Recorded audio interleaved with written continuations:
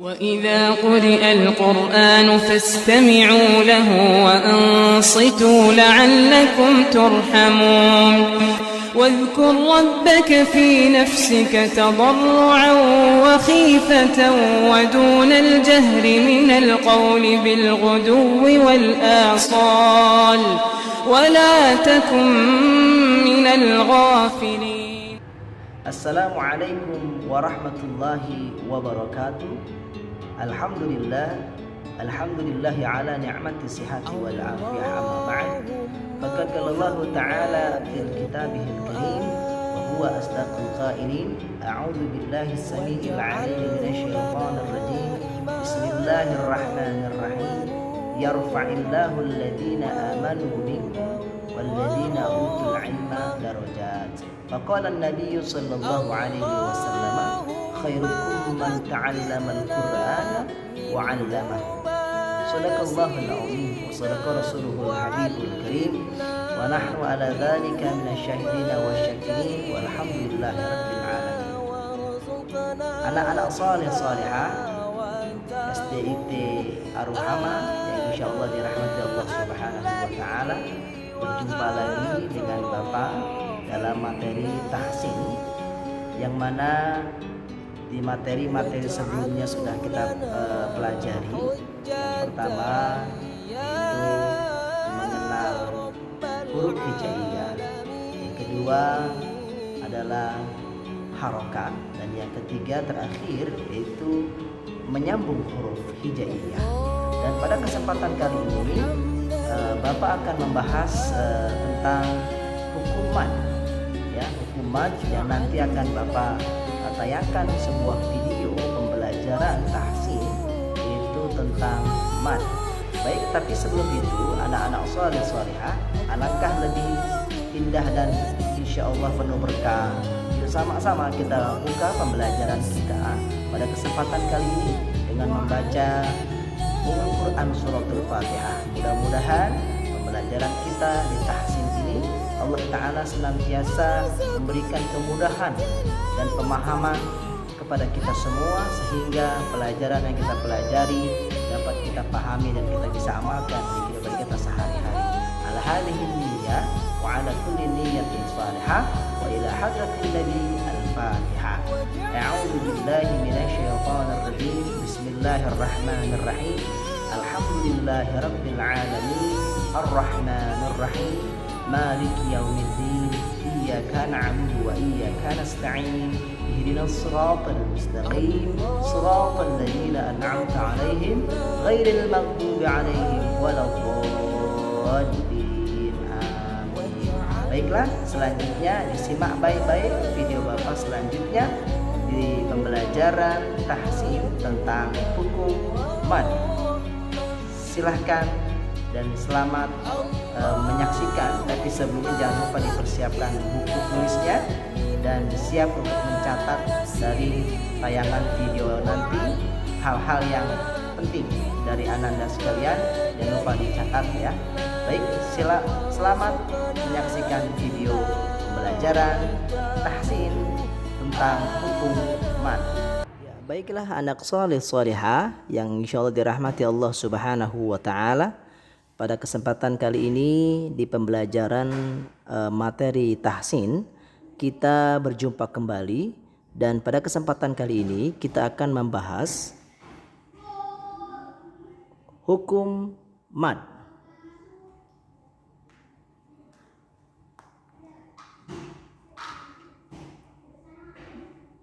Macam-macam hukum mad itu ada dua macam di dalam pembahasan hukum mad. Yang pertama adalah mad far'i dan yang kedua adalah mad asli atau mad tabi'i. Pada kesempatan kali ini Bapak tidak membahas kedua-duanya, tetapi kita fokuskan pembahasan kita pada kesempatan kali ini yaitu tentang mad asli atau mad tabi'i. Pada kesempatan kali ini kita akan fokuskan pembahasan kita di hukum mad asli atau mad tabi'i. Pengertian hukum mad ya. Yang pertama, secara bahasa, mad artinya melebihkan atau melanjutkan. Secara istilah, mad artinya adalah panjang. Dan sedangkan menurut ulama tajwid, mad bermakna memanjangkan suara menurut salah satu dari huruf mad tersebut. Anak saleh salihah yang dirahmati Allah Subhanahu wa taala, di dalam hukum mad asli atau mad tabi'i itu ada beberapa huruf yang harus kita ingat ya. Yang pertama adalah huruf alif sukun. Yang kedua waw sukun. Yang ketiga ya sukun. Ada beberapa syarat dan ciri-ciri dalam kita mengetahui hukum mad asli atau mad tabi'i. Ya, yang pertama adalah alif sukun atau alif mati. Ya, alif mati itu syarat daripada hukum mad asli ini adalah sebelum berjumpa dengan huruf alif sukun, maka huruf hijaiyah sebelumnya harus berbaris fathah ya, harus berbaris fathah. Bapak ulangi. Untuk ciri-ciri atau syarat daripada hukum mad asli di huruf alif sukun, yaitu syaratnya baris sebelum huruf alif sukun berbaris fathah. Ini adalah salah satu syarat daripada contoh hukum bacaan mad asli atau mad tabi'i. Yang kedua yaitu waw sukun.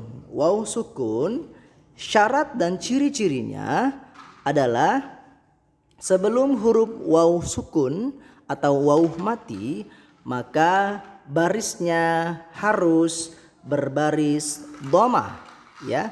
Untuk menentukan daripada hukum bacaan mad asli atau mad tabi'i, maka sebelum huruf waw sukun harus berbaris dhammah ya. Itu yang kedua. Dan yang terakhir adalah ya sukun atau ya mati. Di ya mati ini syarat daripada menentukan hukum mad tabi'i, maka sebelum huruf ya mati atau ya sukun harus berbaris kasroh atau baris di bawah. Itu adalah hukum mad asli. Untuk mencari atau menentukan daripada hukum bacaan mad asli ada beberapa syarat dan juga ciri-cirinya. Anak saleh salihah, kita fokuskan kembali ya. Selanjutnya Bapak ingin menyampaikan beberapa contoh hukum bacaan mad tabi'i atau mad asli. Yang pertama adalah alif sukun. Alif sukun tadi masih ingat ya, sebelum huruf alif sukun maka huruf sebelumnya harus berbaris fathah ya, harus berbaris fathah. Contoh yang pertama adalah jama'ah. Jama'ah. Ingat anak saleh salihah, di dalam panjang mad asli atau mad tabi'i itu ada dua ketukan ya, dua ketukan atau dua harokat. Tidak boleh dipanjangkan, tidak boleh kurang atau tidak panjang. Maka bacanya adalah cukup dengan membaca panjang jama'ah. Jama'ah, nggak boleh jama'a, tidak boleh. Itu adalah cara bacaan atau cara membaca hukum bacaan mad tabi'i. Ini contoh yang pertama, kita garis bawahi. Ya, ini adalah mad tabi'i di alif sukun atau alif mati. Contoh yang kedua masih di alif sukun, yaitu taba. Taba ya. Itu ingat ya definisi daripada hukum mad tabi'i di alif sukun. Sebelum alif sukun ada huruf ta. Ta ini berbaris fathah. Ini dari ketentuan, syarat dan ciri daripada hukum bacaan mad tabi'i. Ya, kita garis bawahi, ya ini dia adalah contoh hukum bacaan mad tabi'i di huruf alif sukun. Anak salih salihah tetap fokus. Selanjutnya di contoh yang kedua yaitu di huruf waw sukun atau waw mati. Di huruf waw mati contohnya seperti apa? Ini dia contohnya. Masih ingat tidak sebelumnya? Rumus daripada mad tabi'i di huruf waw sukun, barisnya sebelumnya harus berbaris dhamma, dhamma. Contohnya seperti ini. Yaqulu, apapun bentuk huruf matinya atau huruf alif mati, waw mati atau ya mati, tetap mad tabi'i ketentuannya dibaca panjang hanya 2 harokat saja, tidak boleh dilebihkan. Contohnya di waw sukun adalah yaqulu, ya. Coba kita perhatikan, sebelum waw sukun ada huruf qaf, ya. Huruf qaf berbaris apa? Tentunya di sini berbaris dhammah, ya. Kita garis bawahi. Ya, ini dia adalah mad tabi'i di huruf waw sukun.